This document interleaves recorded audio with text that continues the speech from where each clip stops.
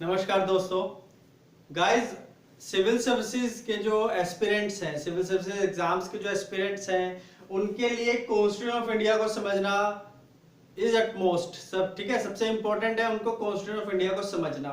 देखिए, प्रीलिम्स के अंदर जो वेटेज होती है मैक्सिमम 25 क्वेश्चंस, और उसके साथ साथ अगर आप मेंस में जाते हैं तो भैया पेपर 2 और उसके साथ साथ paper 4 of the general studies. I repeat, general studies का paper 2 and paper 4 of the general studies, ठीक है।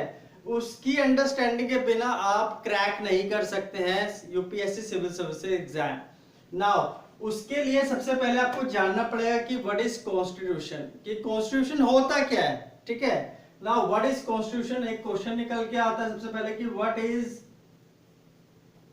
Constitution, okay, and why do we require a constitution. हमें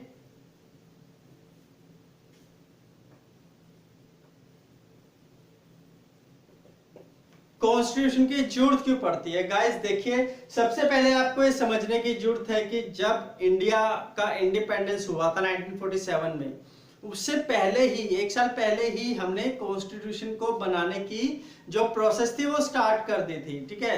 1950 में हमारा ड्राफ्ट बन के रेडी था, सब कुछ उसके ऊपर वोटिंग और सबने सारे मेंबर्स ने उसको पास कर दिया था, तब वो इम्प्लीमेंट हुआ था।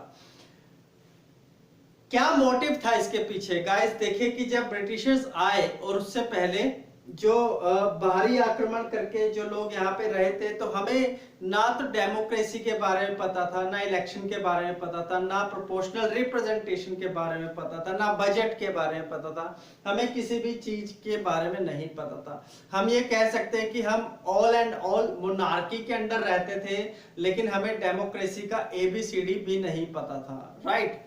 ब्रिटिशर्स आए, उन्होंने हमें इंट्रोड्यूस जरूर किया है इन सब प्रोसेस से, लेकिन उनका जो हिस्ट्री थी वो था कॉलोनियल पावर के लेकर। अब कॉलोनी के अंदर इंडिया की जो जीडीपी थी वो बहुत ज्यादा खराब हो चुकी थी। लोग अपने काम से एकदम हाथ धो बैठे थे अपने काम से। जो मैन्युफैक्चरर थे वो डेब्ट रिटर्न मैन्युफैक्चरर्स या इंडस्ट्रीज हो गई थी। हम ये कह सकते हैं कि वो सिक इंडस्ट्रीज के अंदर आ गई थी, ठीक है। और एग्रीकल्चर के साथ साथ इरिगेशन का भी कोई ध्यान ब्रिटिशर्स ने नहीं दिया, हेल्थ सर्विसेज का कोई ध्यान ब्रिटिशर्स ने नहीं दिया, एजुकेशन के ऊपर भी ब्रिटिशर्स ने कोई ध्यान नहीं दिया।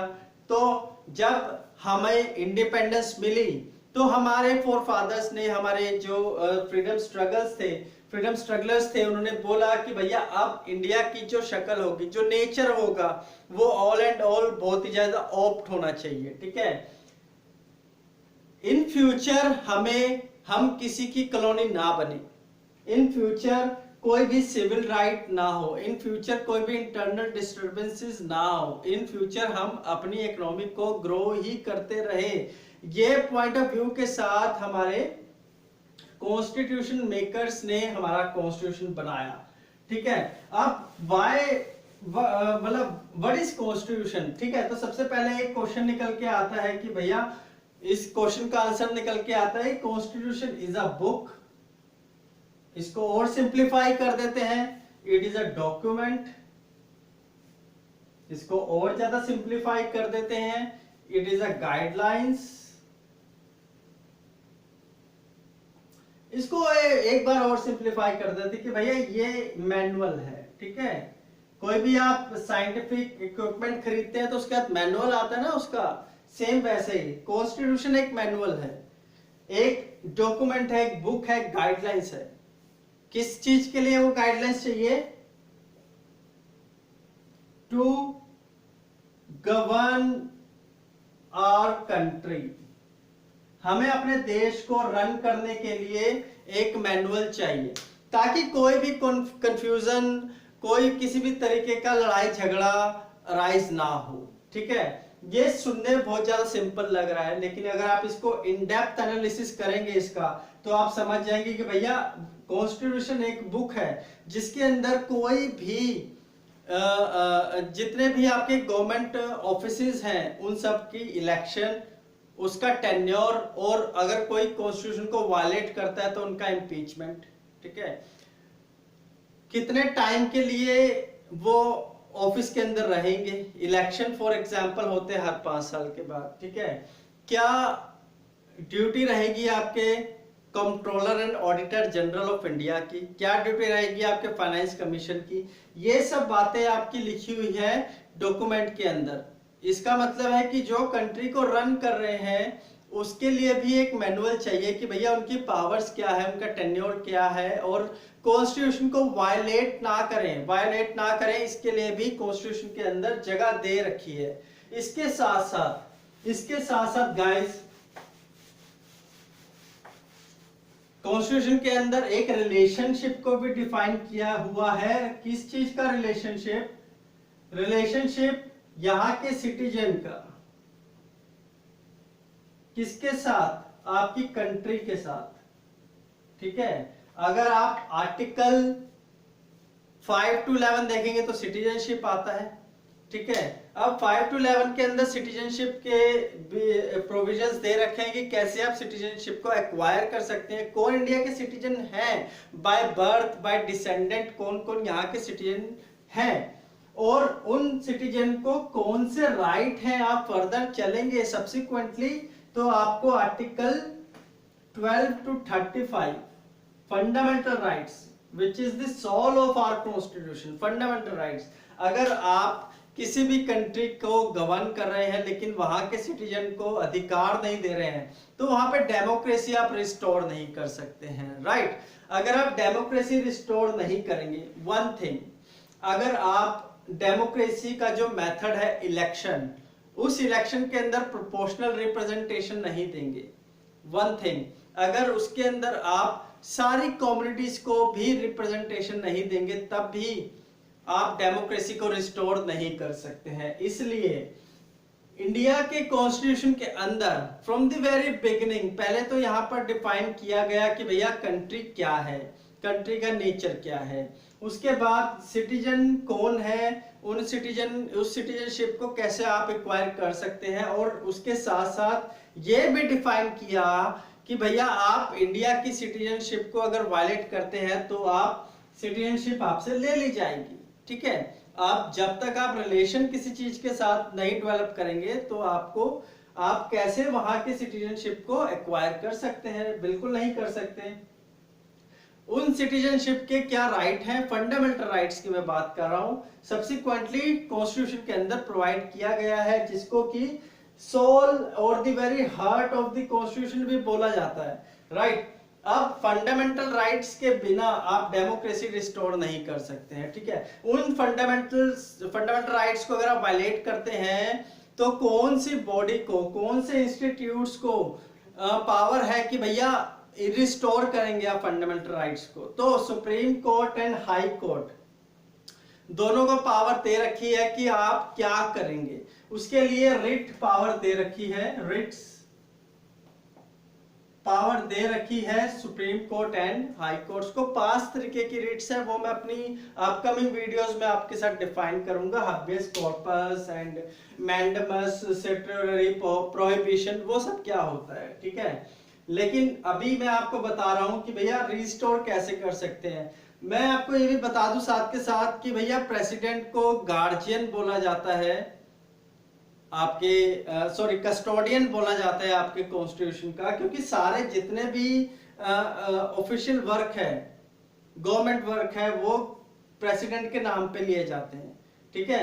तो president is the custodian of our constitution. लेकिन अगर कॉन्स्टिट्यूशन को वायलेट होता है तो सुप्रीम कोर्ट निकल के आती है, और सुप्रीम कोर्ट भैया आपको पूरी की पूरी पावर देती है कि आप एक्सेस कर सकते हैं सुप्रीम कोर्ट को, और आपके फंडामेंटल राइट्स को वो रिस्टोर करने में मदद करेंगे। इसलिए सुप्रीम कोर्ट को गार्जियन ऑफ द कॉन्स्टिट्यूशन बोला जाता है, राइट।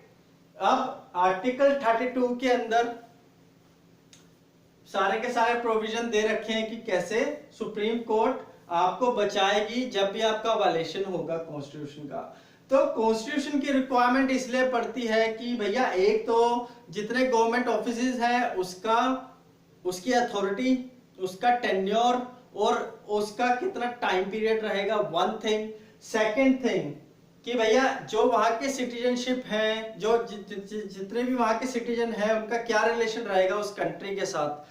और उस कंट्री के साथ उनकी बिलोंगिंगनेस कैसी होगी, ठीक है। सेकंड थिंग, इसके साथ साथ भैया बेसिक स्ट्रक्चर के अंदर यह भी डिफाइन किया हुआ है कि आपकी जो स्टेट है, जो आर्टिकल 12 और आर्टिकल 36 के अंदर डिफाइन किया हुआ है, उसके अंदर उन स्टेट्स को क्या प्रोविजंस बनाने हैं, क्या लॉ बनाने हैं, ताकि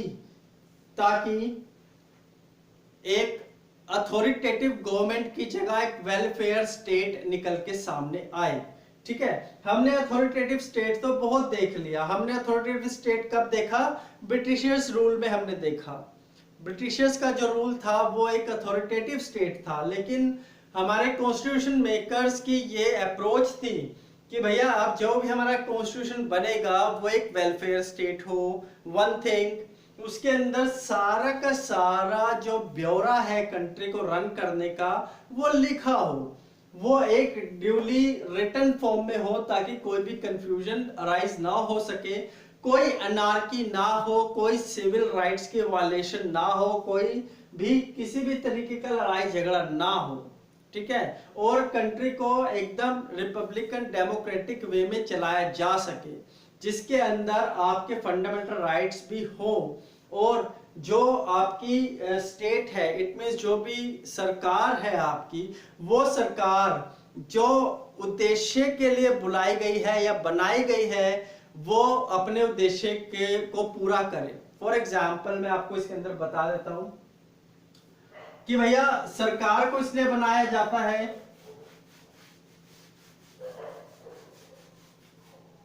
कि जितना भी डिफाइन किया गया है प्रिंसिपल्स को, नेचर को, उसको रिस्टोर करके रखे, और जो प्रोविजंस दे रखे हैं directive principle of state policy के अंदर और बाद में इंसर्ट किया फंडामेंटल राइट्स, उसके अंदर एटलीस्ट जो बेसिक रिक्वायरमेंट्स हैं उसको तो वो फुलफिल करे, राइट, उसको तो फुलफिल करे। फॉर एग्जांपल आपका साइंटिफिक टेम्परामेंट इंक्रीज करना है तो उसके लिए आपको एजुकेशन, पहले सबको एजुकेट करना होगा, ठीक है। जो बेसिक नेसेसिटीज है, इसका मतलब कि पीने का पानी, शिक्षा और घर, वो सब तो आपकी सरकार प्रोवाइड करे। डेमोक्रेसी विदाउट एनी फैसिलिटेशन किसी भी तरीके का मतलब नहीं रखती है, तो ठीक है। हमें कॉन्स्टिट्यूशन सिर्फ इसलिए चाहिए कि भैया जो भी बेसिक रिक्वायरमेंट्स है वो पूरी हो, हमारा जो रिलेशन है कंट्री के साथ वो वेल डिफाइंड हो, राइट।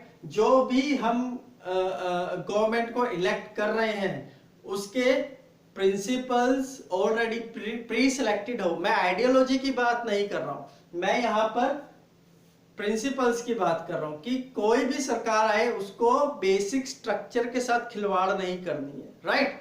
तो कॉन्स्टिट्यूशन क्या है गाइस? कॉन्स्टिट्यूशन एक बुक है, एक डॉक्यूमेंट है, गाइडलाइंस है, और उसके साथ साथ एक मैनुअल है जिसके अंदर आपको कंट्री को रन करने का सारे प्रोसीजर दे रखे हैं, राइट। इसीलिए बोला जाता है कि constitution is the supreme law of land. अब हमें कॉन्स्टिट्यूशन चाहिए क्यों? हमें कॉन्स्टिट्यूशन इसलिए चाहिए गाइस कि नॉर्थ से लेकर सदर्न पॉइंट तक और ईस्ट से लेकर वेस्ट तक इंडिया एक multi ethnic, multi linguistic, multi culture, multi language, multi religion एक कंट्री है, ठीक है। आप एक पूरी कंट्री के लिए कोई भी प्रिंसिपल नहीं बना सकते।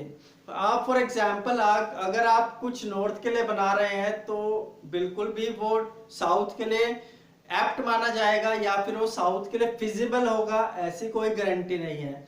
इसलिए हमने एक प्रोपोर्शनल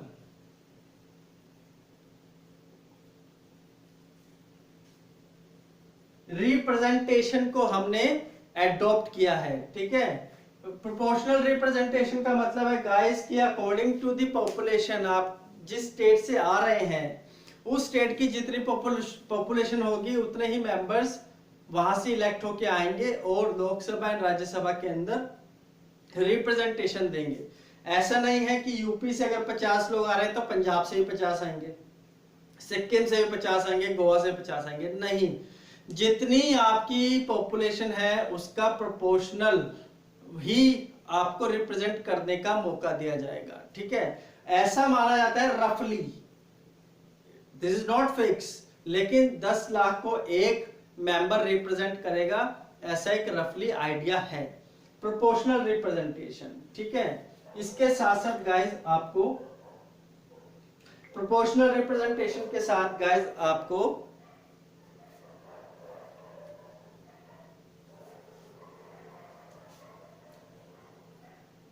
इलेक्शन जिसके अंदर रिप्रेजेंटेशन होगी स्टेट्स की।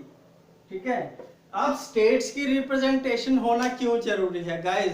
फॉर एग्जाम्पल अगर हम नागालैंड को या मणिपुर को या गोवा को या तमिलनाडु को रिप्रेजेंटेशन नहीं देते हैं और पावर कंसंट्रेट होती है कुछ लोगों के हाथ में और वो कुछ लोग आगे जाके लॉ बनाएंगे तो वो अपनी कम्युनिटी के लिए, अपने एरिया के लिए बनाएंगे, राइट? क्योंकि भैया लॉ ये बोलता है कि आप रेवेन्यू जनरेट करेंगे, उसी रेवेन्यू में से आप अपनी सैलरी निकालेंगे, बजट सेक्शन की मैं बात कर रहा हूँ, और फिर फर्दर आप उसको इकट्ठा करके फर्दर इंफ्रास्ट्रक्चर को मजबूत करेंगे इंडिया की, राइट? ऐसे ही बोलता है ना। अगर अब कुछ लोगों के हाथ में पावर होगी वो तो अपनी कम्युनिटी को ही स्ट्रॉन्ग करेंगे, अपने रीजन को ही स्ट्रॉन्ग करेंगे, तो दूसरे रीजन के लोग कहाँ जाएंगे? वहां पे भी तो एग्रीकल्चर चाहिए, वहां पे भी तो हेल्थ सर्विसेज चाहिए, वहां पे भी तो एजुकेशन चाहिए।